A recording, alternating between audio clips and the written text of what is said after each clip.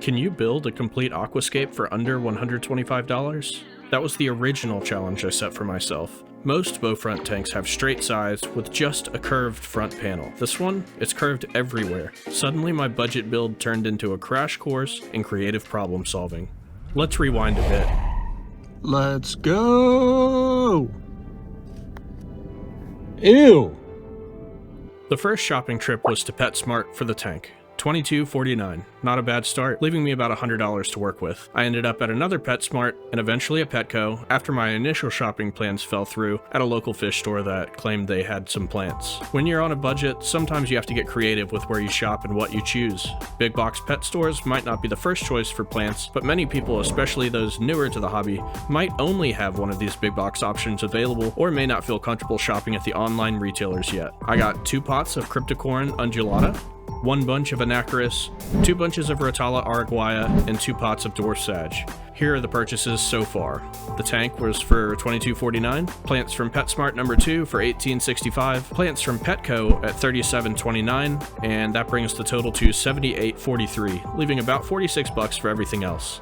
I already had some materials, but I will factor their cost into the total. Organic potting soil, 1 cup-ish, approximately 10 cents from the 25-quart bag from Home Depot. This is the Kellogg brand that I've used before. Pool filter sand, 4 cups, very rough estimates at around $3 from the 50-pound bag from Home Depot as well. This is the Quikrete brand, estimated around 6.5 pounds of stone from a batch costing $90 for 44 pounds, approximately $13 of stone. My first step was creating this simple planning template. Black cardstock and a chalk marker might not look like sophisticated aquascaping tools, but they let me experiment safely with different layouts. I decided to create the template after accidentally scratching up the walls of the tank, but I think I'm going to be using this approach more in the future. Working with the template quickly revealed how challenging this tank would be. Standard aquascaping layouts just weren't working. Each arrangement either looked unbalanced or would be unstable on the curved bottom.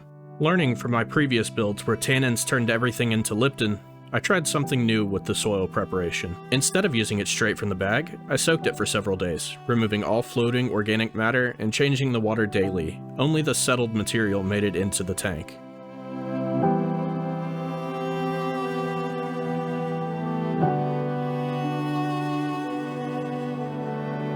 For the cap layer, I went with Quikrete pool filter sand, my first time using a light colored substrate as the primary substrate for a tank. It was definitely a different experience working with light sand versus the black diamond blasting sand I usually use, but I really do like the way it looks.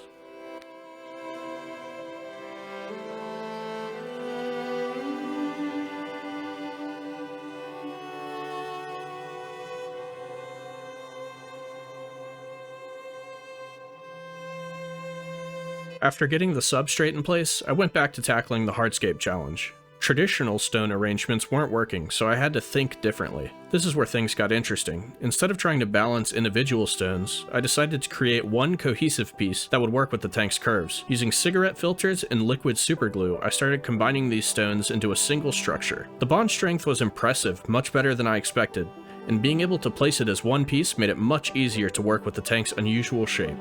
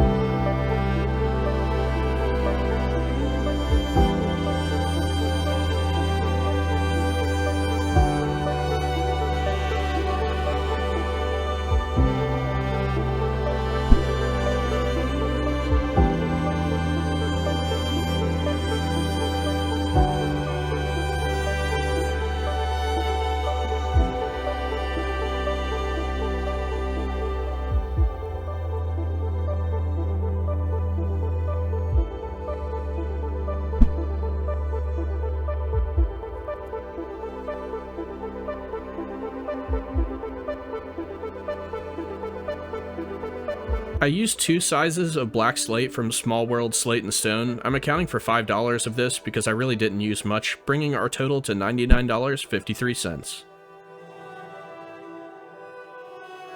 Here's where budget constraints really influenced my choices. All of these plants came from big box pet stores. Not ideal, but sometimes we work with what we can get. Let's go through what I chose and why.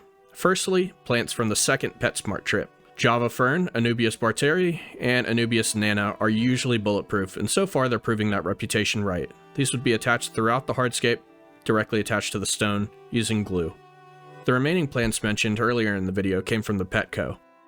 Dwarf Sag, it's yellowed right now, but I've had success with it bouncing back before. I wanted some kind of low-tech carpeting plant, and it's hard finding something as good as Dwarf Sag for that purpose. It's too big for all the scapes I've put it in so far, but we had to work with what was available. Cryptocorn undulata. Crypts would be planted hugging the hardscape on the sides and will hopefully develop into a beautiful vignette of color and texture. Rotala araguaia, these are looking pretty rough. I'm hoping they recover enough that I can propagate them and fill in these corners. Anacharis, honestly, I'm not sure why I got this. I know it's a classic and I don't want to yuck anyone's yum, but I haven't found a way to use this color, texture, shape combo of a plant in any way that I really like. With limited options, however, we were locked in. And here's where I made a rookie mistake. I completely failed to account for the built-in filter placement.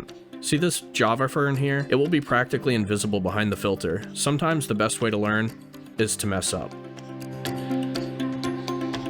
Planting in this pool filter sand was an interesting experience. It was nearly impossible to plant anything before flooding, but once we added water, it became surprisingly manageable. The light color, as mentioned before, is also a first for me. I'm really enjoying how it makes everything pop.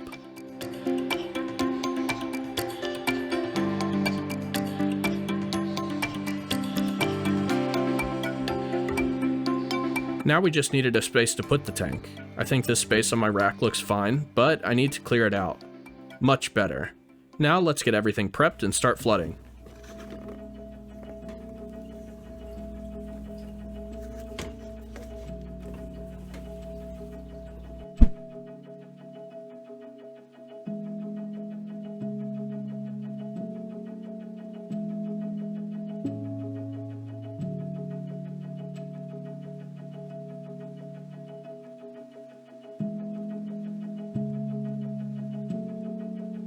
As you can see, I ran into some issues with plants floating out of the sand. The pool filter sand was very difficult, as I mentioned, to plant in dry, but fully submerged the grains fell in a much more manageable way. I have not soaked this brand of pool filter sand for any of my times using it so far, and I have not had issues, though I have seen people suggesting that rinsing the pool filter sand is essential. If I'm missing something, be sure to let me know in the comments.